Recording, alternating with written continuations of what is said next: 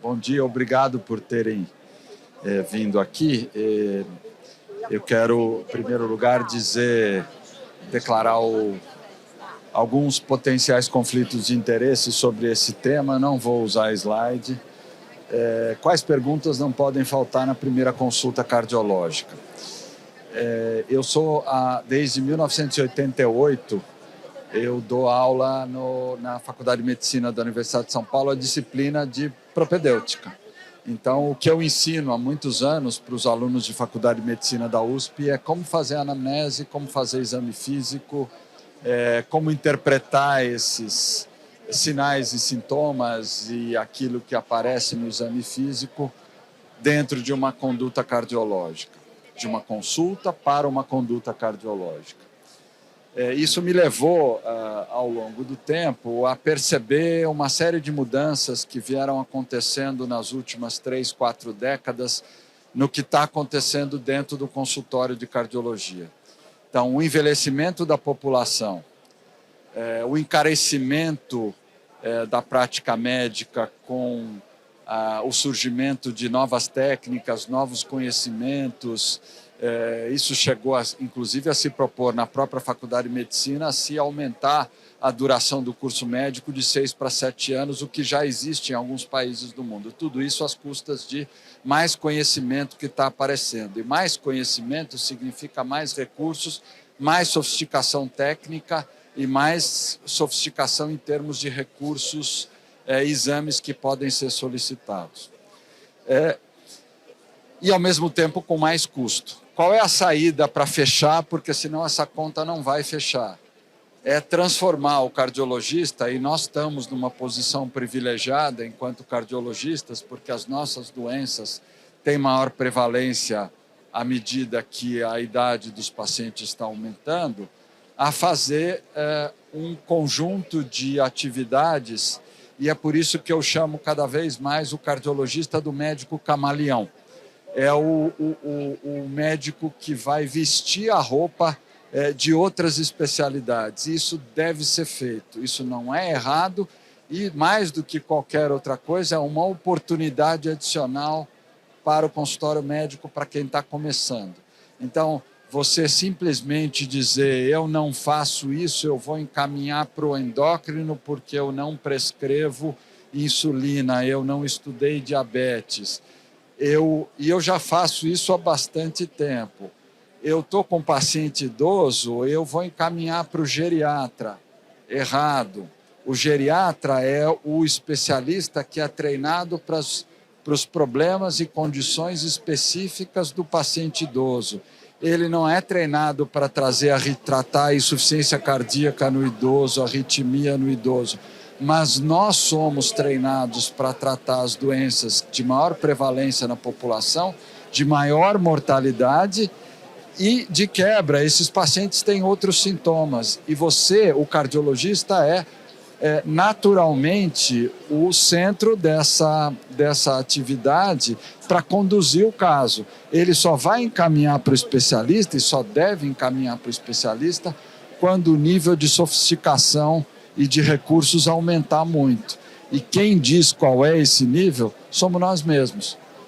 Então, nada melhor do que você estar familiarizado com os problemas do idoso, risco. Então, cardiologista tem que lidar com risco de queda, cardiologista tem que tratar diabetes, tem que aprender a prescrever insulina, tem que aprender a reconhecer demência, tem que aprender, por exemplo, a reconhecer causas diferenciais de dispneia, a reconhecer a apneia do sono, problema de sonolência. Tudo isso faz parte da ferramenta na primeira consulta cardiológica. E é isso que eu vou tratar aqui nesses próximos minutos. A ideia é que vocês me interrompam a qualquer momento, se não ficar claro, se houver uma dúvida adicional. Tá? Eu vou começar, a primeira coisa, eu vou falar das questões vinculadas ao idoso.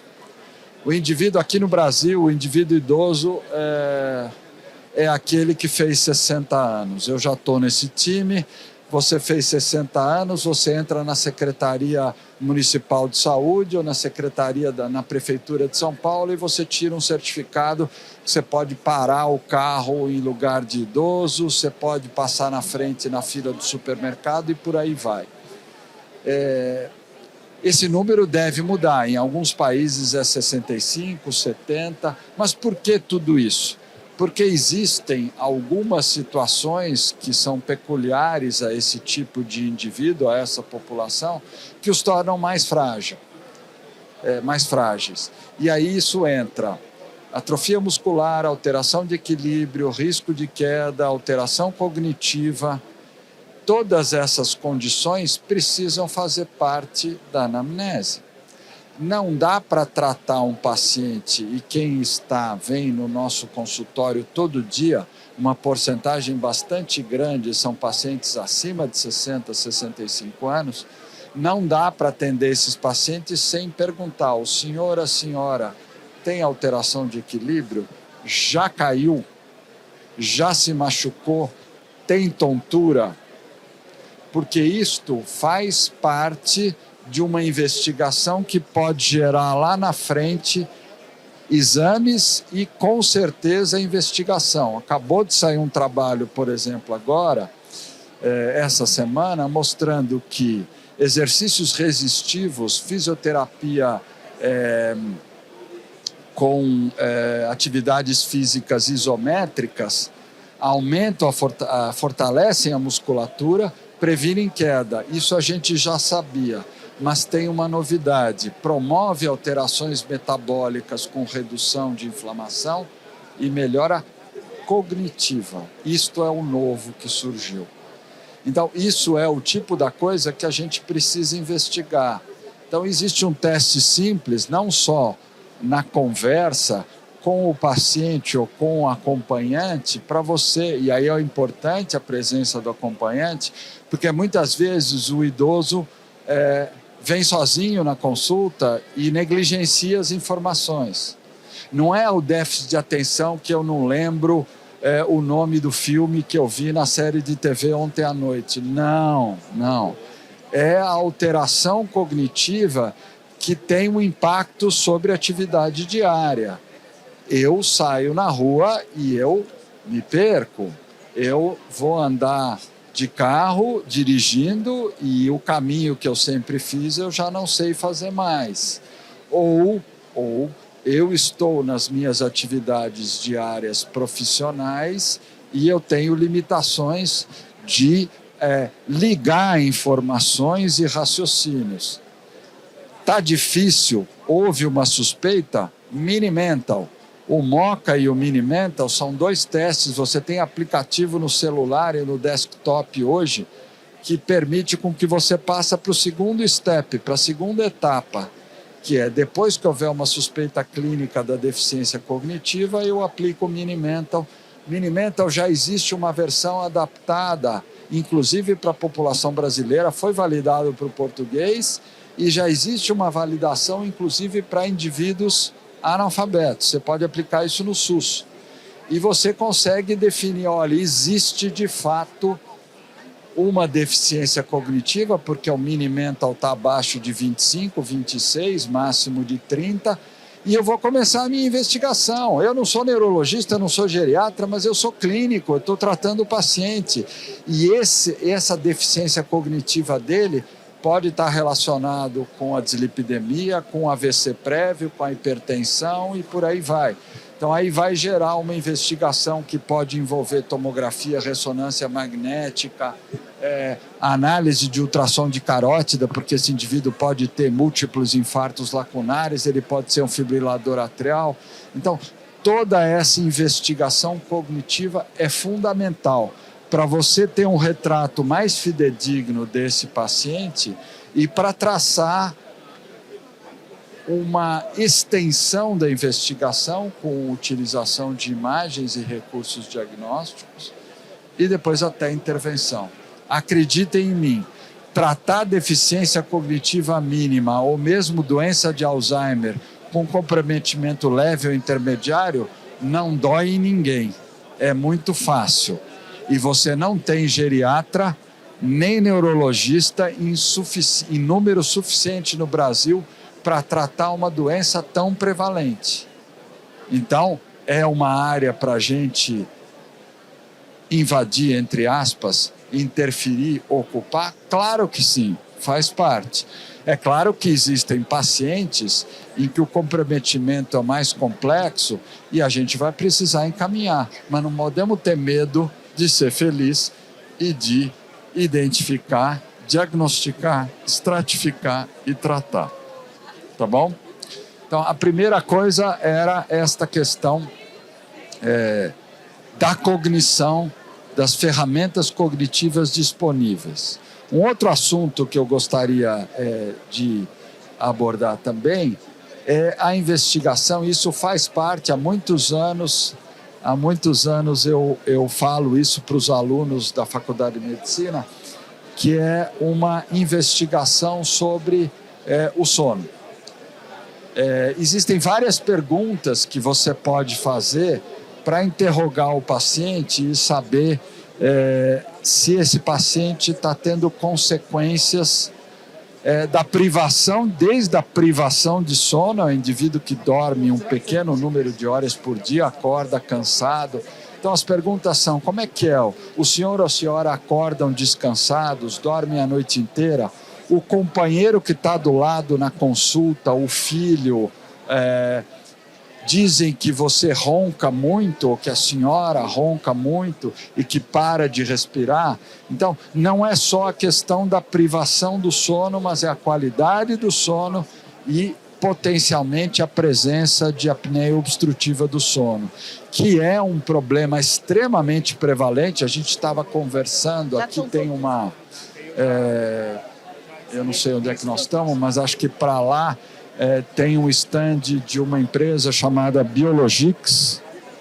Eu tinha até um folheto por aí que você não precisa fazer uma polissonografia.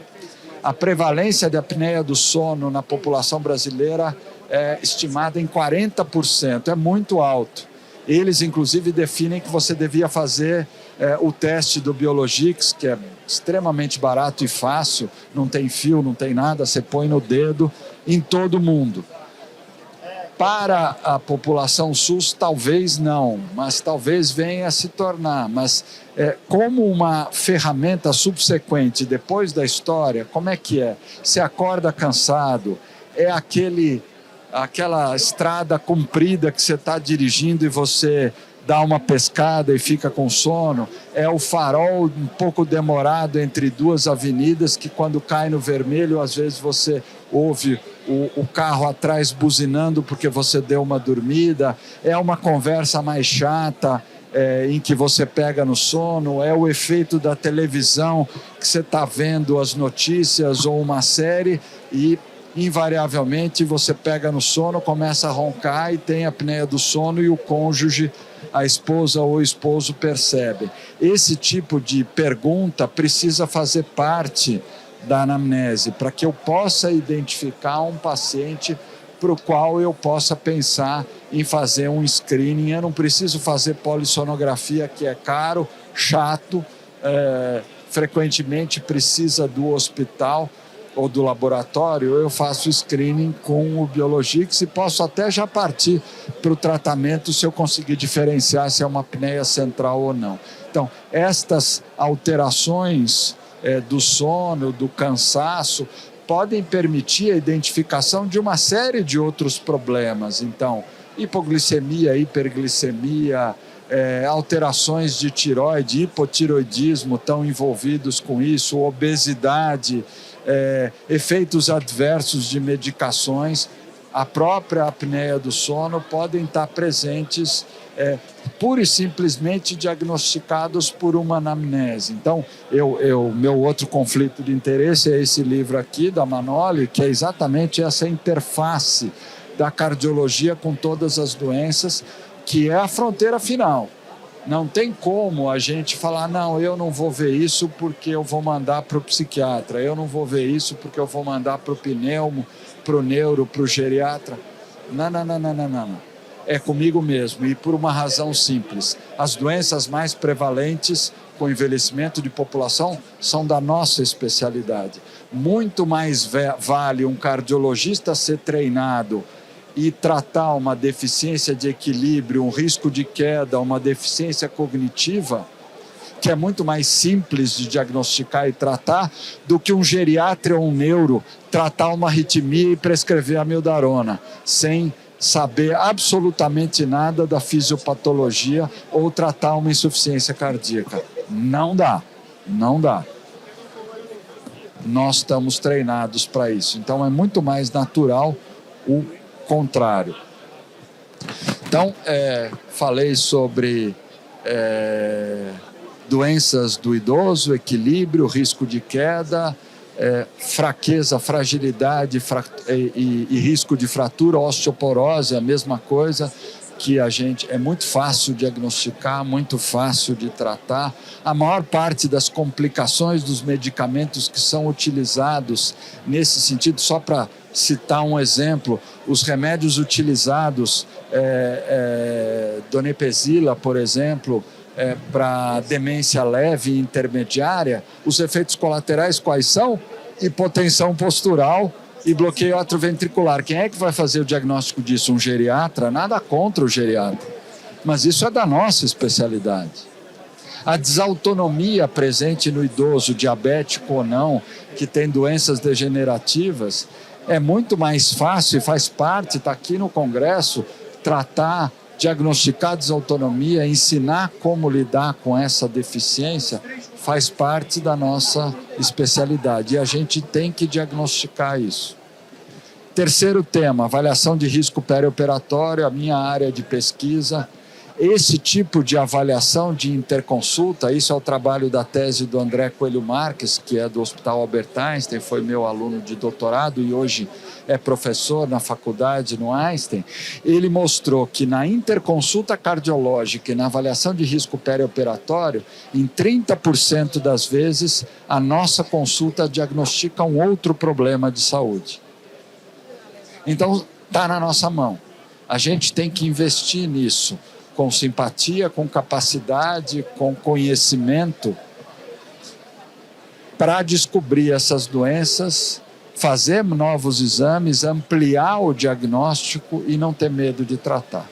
E por último, antes da gente começar a responder, diabetes. Eu faço parte de uma geração em que o cardiologista, o máximo, e o clínico geral, o máximo que ele fazia com diabetes era dar diabinese. Vocês nunca ouviram falar nesse remédio, talvez vocês tenham ouvido falar no Daonil, que ainda está no mercado, mas são sulfonilureias antiquíssimas, com uma história de vida, uma meia-vida bastante complicada. O Daonil, por exemplo, demora 5 dias para você passar o efeito, a meia-vida dele. E a gente não fazia nada mais do que isso. Diabetes hoje, a partir do momento em que os remédios para o tratamento do diabetes e da obesidade impactam no risco cardiovascular, que são as doenças que mais matam no mundo, mexeu comigo. E aí, quando vai mexer em melhorar a insuficiência cardíaca, no caso dos inibidores de SGLT2, mexeu mais ainda. Existem no Brasil 1/3 de endocrinologistas em atividade em relação ao número de cardiologistas. Nem se juntar todos os cardiologistas e todos os endócrinos não vai dar para tratar todos os diabéticos. Nós temos que aprender isso. E temos que aprender a dar insulina também. Então, isso é uma outra estratégia, polidípsia, poliúria, cansaço, risco de queda, alterações visuais, neuropatia diabética, diagnóstico diferencial entre a neuropatia periférica do diabetes e a neuropatia mais rara associada ao uso de estatina. Quem é que vai diagnosticar isso? Então eu te pergunto, eu já suspeitei disso e já pedi uma eletroneuromiografia como cardiologista. Porque esse exame eu posso pedir e vai me permitir identificar a diferença entre uma neuropatia diabética e uma neuropatia relacionada ao uso de estatina ou alguma outra doença degenerativa, porque o tratamento e o prognóstico é completamente diferente.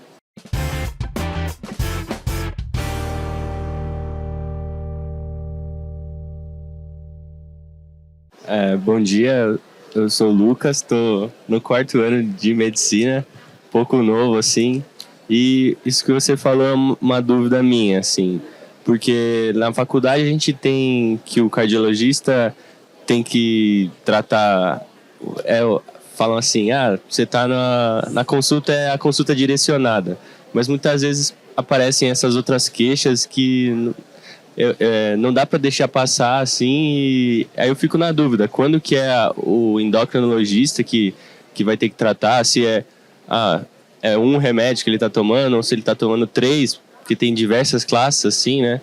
Então, em que momento que eu vou pensar assim, não, eu não consigo lidar sozinho com isso, eu vou ter que pedir ajuda, assim?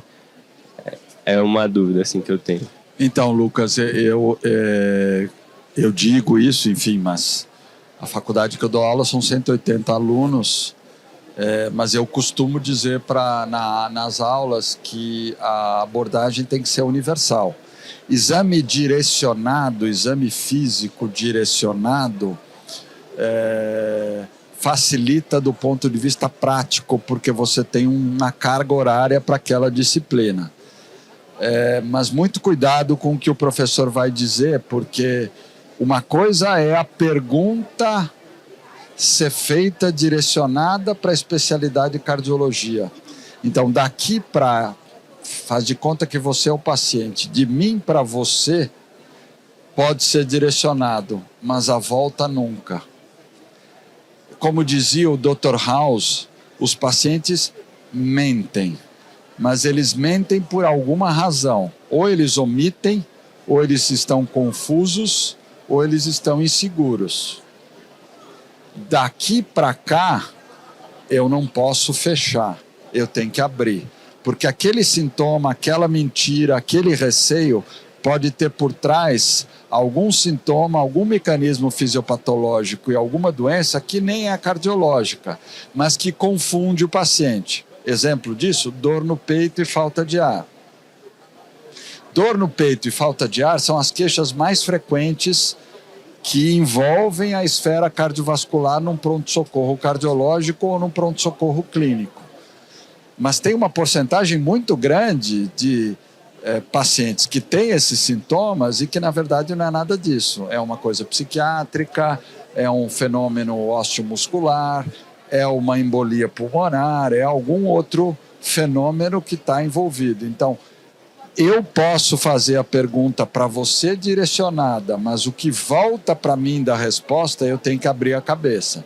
Porque se eu ficar só, exclusivamente no campo cardiológico, eu vou perder uma ótima oportunidade técnica de conhecimento de aprender, desenvolver e crescer na minha profissão. Financeira, porque eu provavelmente vou perder o paciente na hora que eu vou jogar ele para outro especialista. E terceiro, uma ótima oportunidade de ajudar o paciente. E se tem uma coisa que todo paciente em toda especialidade do mundo quer, é ser cuidado. Seja pelo psiquiatra, pelo dermatologista e até pelo cirurgião plástico. Nada contra os cirurgiões plásticos. Doutor, bom dia, tudo bem? Eu gostaria de perguntar para o senhor, porque assim, os pacientes mais idosos que a gente atende, né, tem uma demanda muito grande de indutores de sono, antidepressivos atualmente, né? Eu gostaria de perguntar para o senhor a respeito dessas particularidades no paciente cardiológico, né? Se existe alguma medicação que seria superior às outras ou se não tem nada a ver.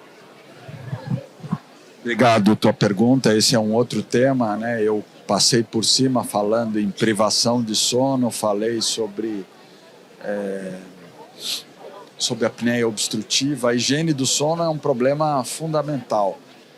E à medida que vai passando o tempo, é uma queixa cada vez mais recorrente dos pacientes. Não existe uma fórmula. Absolutamente não existe. É esse remédio ou aquele.